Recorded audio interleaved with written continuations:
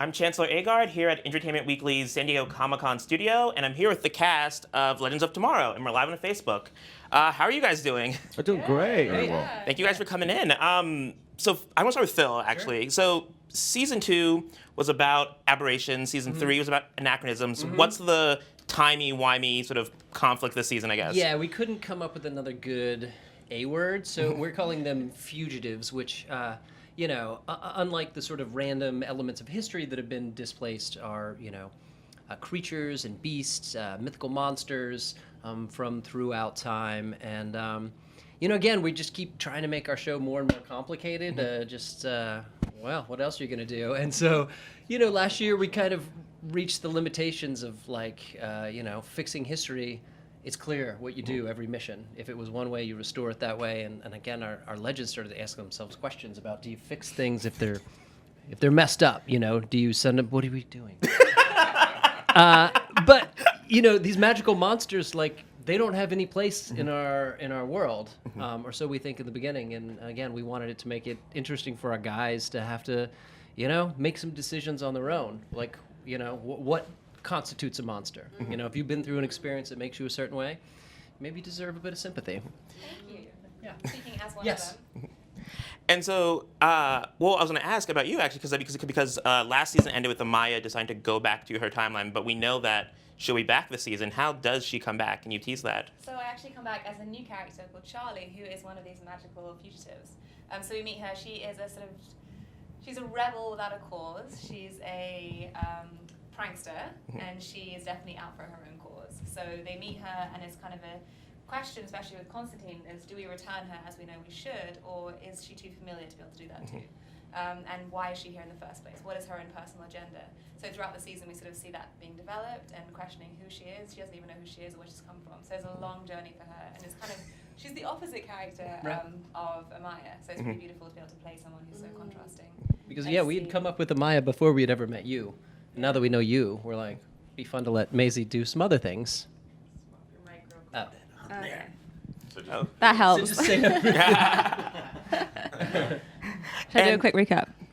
We're good. Okay, got cool. it. All right. And Matt, you're joining the series full-time now. I guess, so how does Constantine fit into the team, and how does he jive with the rest of them?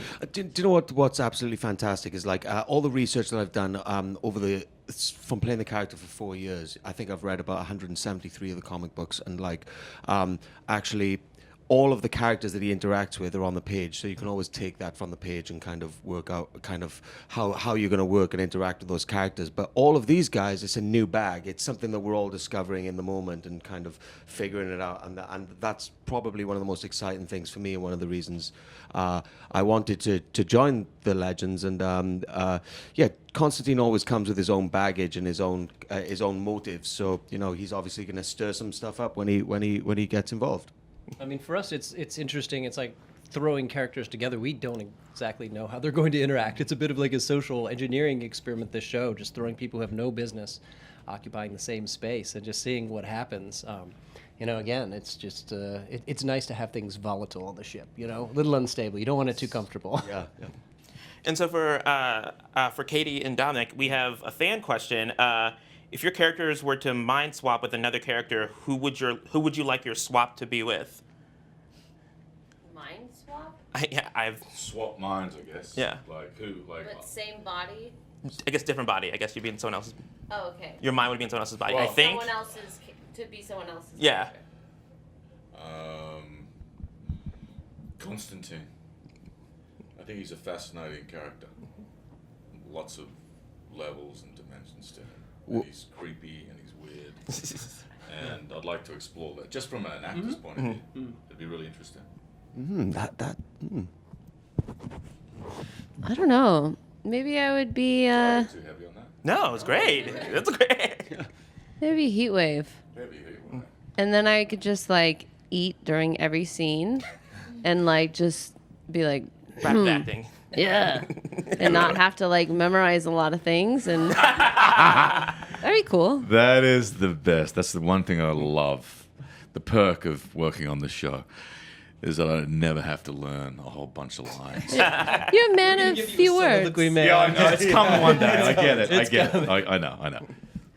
And Caity, so for Sarah, I mean, she's with Jess McCallum's character, but also Constantine's on the ship now, I guess. Is that awkward for her having two of her, I guess, her current girlfriend, her, I guess, one-time lover on the same ship, or? I mean, I feel like it happens a lot. Like, there's a scene during the crossover, and I was like, I've made out with everyone in this scene. Like, so it's not something necessarily new for her, but I think Constantine is kind of the devil on her shoulder. Sarah's really trying to hold on to this new life of like, we're doing good. I'm not a screw up. I have a girlfriend. I'm connecting with people. I have friends. And Constantine's like on her shoulder saying like, you're just like me. Like, you better be careful. You're going to hurt everyone you love. And I think that kind of is really jeopardizing this loose grasp that she has on who she wants to be. So I kind of see that happening. I think we're going to realize that Constantine's advice is loaded. It's not, it's coming from a place of his own experience that we'd like to explore over the course of this season. Again, the idea that, he was a product of some pretty bizarre circumstances, trying to understand better how he was formed. Yeah.